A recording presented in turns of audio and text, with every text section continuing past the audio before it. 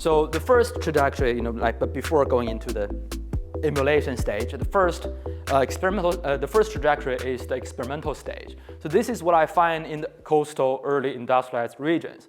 So here, the development of land transfer was mostly a bottom-up, spontaneous process without extensive state intervention. And this was primarily driven by local industrialization. So as you can see in Figure 2 on the right, so the blue line is the percentage of total labor force in agriculture. You can see it kind of declined steadily and significantly over over 2 decades. And these two are for manufacturing and service sectors. So this was the primary reason, because many people have left villages to work in factories, so they want someone to take over their land. So this dynamic is really encapsulated in this quote from one of the farmers, one of the people I interviewed. So he said, at the beginning, we started with only 20 mu of our household's own farmland. We rarely, encounter situations where peasants were unwilling to rent their land to us. Actually, many peasants came to them to ask, can we rent our land to you? And then and at the time, the land deals were often within village, and they were very informal, and they just signed those they didn't even sign contracts. It's verbal agreements renewed every year. So in this region, as you can see, it's gradual expansion. So by the time the Chinese state decided to implement land transfer nationwide, you can see around late 2000s, the local land transfer rate was already very high. So here in County Z, in the Zhejiang case, it's already more than 40%. Meaning that many peasant households have already transferred their land among themselves. And through all these years, with the gradual bottom-up development, the local state in that county in Zhejiang also formed a very institutionalized relation or cooperation with agribusinesses or commercial farms. And two of the key institutional mechanisms are, first, the county government has this affiliated agricultural research institute, which is mostly responsible for disseminating technologies or policy information. And then the second mechanism is called farmers association.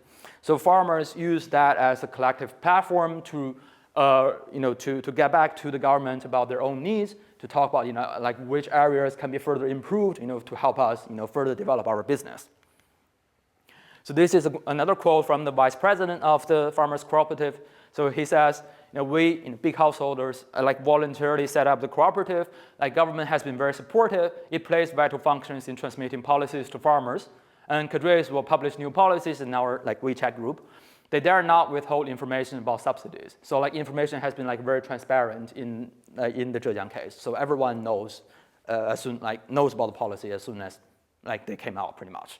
And yeah, so they dare not withhold information from farmers, and information is transparent. Local governments have this part maybe just kissing their ass, but overall it's still local government relatively performed relatively well over the years, meeting the needs of agribusinesses. Okay, then move to the post late 2000, to the early 2000s, to the second trajectory in the inland regions. And after the Chinese state decided, okay, so this is working well, we're gonna do this nationally. So in this inland region, in County A, what I find is, so before the land transfer kicked in, subsistence farming still dominated at the time. So in the local economic structure, peasant households primarily rely on one hand household farming, on the other hand migrant labor. So there really wasn't bottom-up land transfer before the state's promotion, since early 2010s. So here is the quote from one of the peasant household.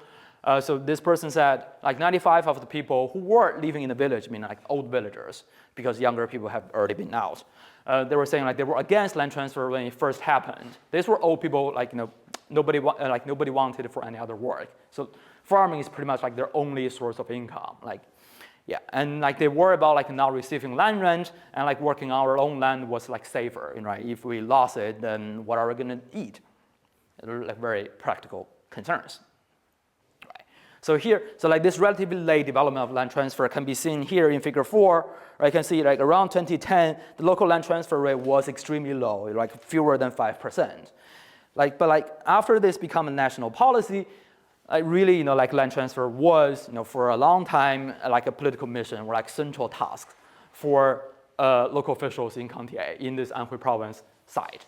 So what they do is, they assign yearly quotas to the township level, to the village level, basically saying you need to transfer 10% of our farmland in a particular year. Otherwise, local cadres will face punishments like salary deduction, or like loss of chance for promotion, etc. So really like forcing them to put pressure on peasants to transfer their land to businesses.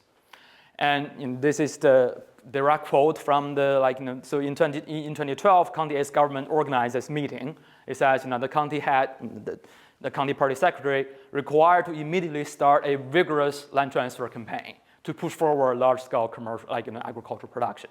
And right after this, you can see how the land transfer rate kind of jumped really fast in 10 years from maybe 3% to 35%. Under this trajectory, lots of the farms, lots of new agribusinesses were formed through this kind of one-time large land deals.